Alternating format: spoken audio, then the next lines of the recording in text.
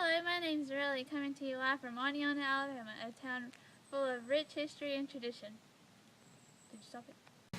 Oneonta was incorporated into Blount County in February of 1891 and throughout the years became the county seat of Blount County. According to the 2010 census, Oneonta has a population of only approximately 7,000 residents, giving it that small town feel where everybody knows everybody. Oneonta was witness of the passing of troops that belonged to Andrew Jackson and John Coffee during the Creek War of 1813.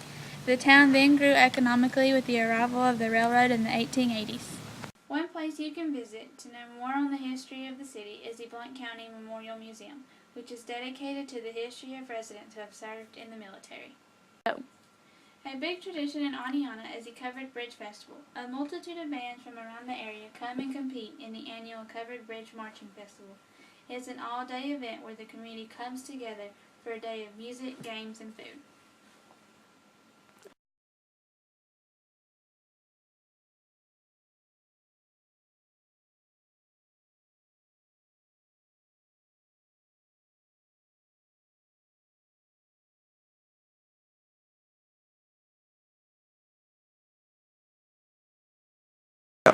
With my hometown being so small, sports is definitely a big deal.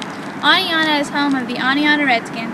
This town can get pretty crazy about some Redskin football. Throughout Redskin football history, Oneonta has won 3 state championships and 18 region championships. This Friday, the Oneonta Redskins will actually be playing in the 4A state championship game for the 3rd consecutive year in Tuscaloosa. Hey, maybe they'll actually bring home the blue this time. In an interview with Oneonta's head football coach, Don Jacobs, he said to me that moving to Oneonta was the best decision he's ever made because of the family-felt community and the love for some Oneonta football. Fridays during football season were always the best days when I was in high school. Everything from the pep rallies to the tailgating and watching the game was always exciting, and I imagine it still is that way. I like living in a small town like Oneonta where everyone can come together to watch some Friday night football. After football games, people like to come out and hang out in this parking lot and eat from the McDonald's dollar menu.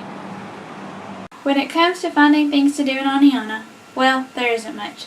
We have a Walmart, and sadly, people actually go to Walmart to kill time. I'm guilty of that one. Trustful is only like a 30-minute drive. A lot of people usually end up going there to the movies or the mall. Another thing people like to do around this area is hunt. If you look around, there's plenty of woods to go hunt. I'm not into that, but it's something you could do if you're an outdoorsy person.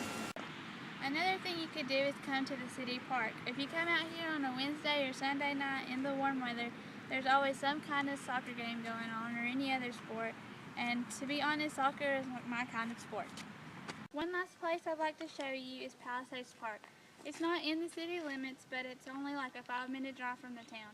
I like to come out here with my boyfriend and just walk the trails or hike the rocks. It's always a fun thing to do when you want to do something outdoorsy. When it comes to finding a place to eat, there's a few choices. We have fast food restaurants, a few family-owned, like Oh So Good if you want some barbecue, or Giovanni's if you want something semi-fancy and Italian.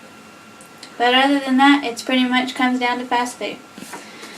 We also have a few ice cream shops that people like to visit during the summertime. Lupita's Ice Cream is probably the one you hear about the most. It is owned by a small Hispanic family, and all their ice cream is homemade and fresh. And that's my piece of Oneonta to you, a community full of rich history and traditions and big on sports.